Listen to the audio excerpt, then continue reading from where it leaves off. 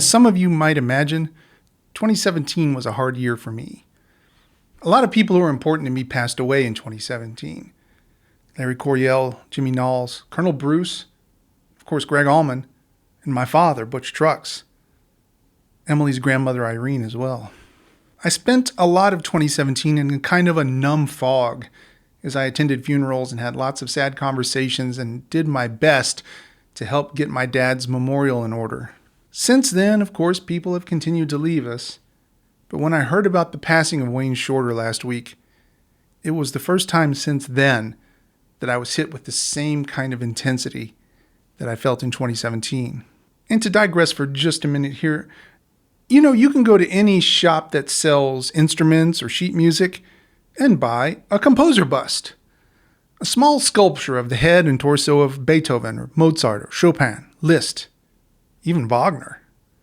But for ages I've tried in vain to get a composer bust of Charles Mingus. There's just not one to get. I dream of the day when I can go into my little studio and see arranged on top of my JBL monitors the busts of the people whose compositions inspire me most. Like Mingus, Miles, Coltrane, and Wayne Shorter. He would be there as well. I mean, can you think of anyone more deserving of the honorific of Maestro? So for the next few minutes, I want to talk about some of Wayne Shorter's works that have been the most important in my life, whether as a composer or a musician. And because I can already predict what's going to happen, let me call attention to the way I phrased this introduction. These are some of the works that are important to me. Who am I to say whether they're the best, the most influential, or any other metric? I can only speak from my heart. If you have a different list, cool. Do what I did. Make a playlist, put it on repeat, and consider how lucky you are to have lived on the same planet at the same time as Maestro Wayne Shorter. I'm tempted to start with The Young Lions or his work with the Jazz Messengers, especially Night in Tunisia. But as good as those are, what affected me even more profoundly are a couple of his early Blue Note albums, Juju and Speak No Evil. When I first gained a theoretical understanding of modal jazz, that was the first time I was able to get a foothold into performing jazz for myself. Look, if there was such a thing as modal rock, the Allman Brothers would definitely qualify. So I guess I had a kind of intrinsic understanding of improvisational music based on diatonic modes. These two recordings, Juju and especially Speak No Evil, I just learned so much. Not just about the modal approach to improvisation, but also the power and the versatility of stacked fourths.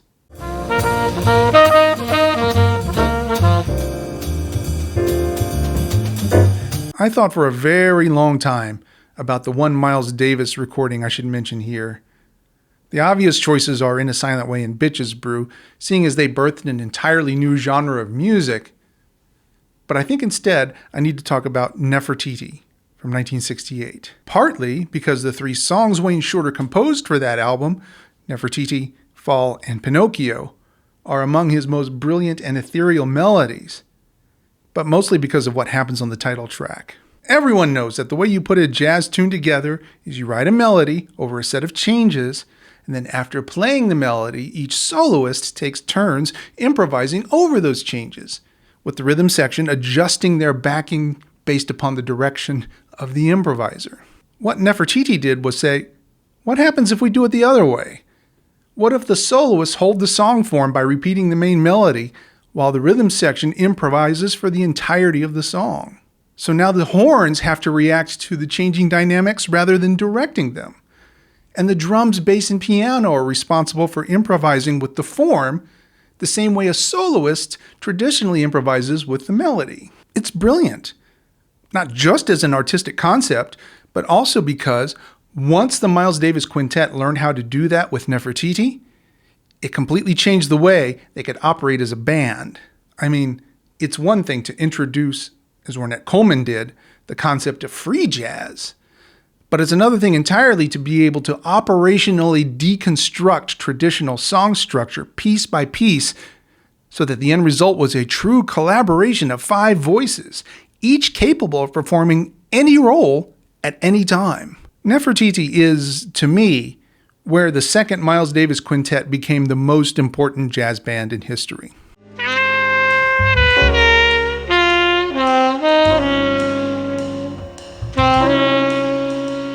Moving on. So you want to know what my favorite song on Weather Report's Heavy Weather is? And perhaps my favorite Weather Report song of all time? Full stop. It's not Birdland, A Remark You Made, or Teen Town. It's Palladium. Palladium, as a composition, is a masterclass in the power of delayed resolution. Right at that 3 minute and 6 second mark, when the main melody resolves to the major instead of the minor, that is one of the most powerful moments in music history for me. I never get tired of that.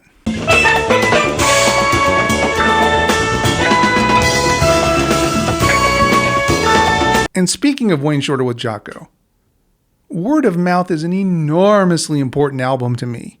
Top 10 in my life all time. And what Wayne Shorter does on that last track, John and Mary, those notes are imprinted in my DNA. This is a song I could recreate entirely from memory. Immaculate.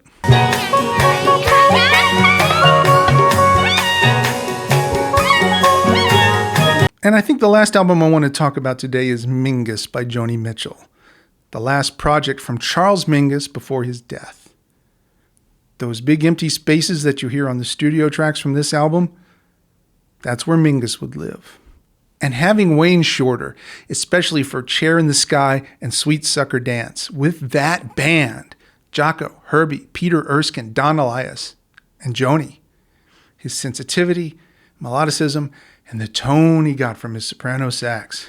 Listening to the Mingus album this week and hearing Wayne Shorter play on the last album from one of the giants of American music seems appropriate just about now. Next time I'll be big. And look, I know there's so much I didn't mention. Amazing recordings with Donald Byrd, Gil Evans, Freddie Hubbard, Herbie Hancock, John Scofield, Tony Williams, Lee Morgan, McCoy Tyner, Carlos Santana, even Steely Dan and the Rolling Stones. I don't know. Just go listen to Wayne Shorter today.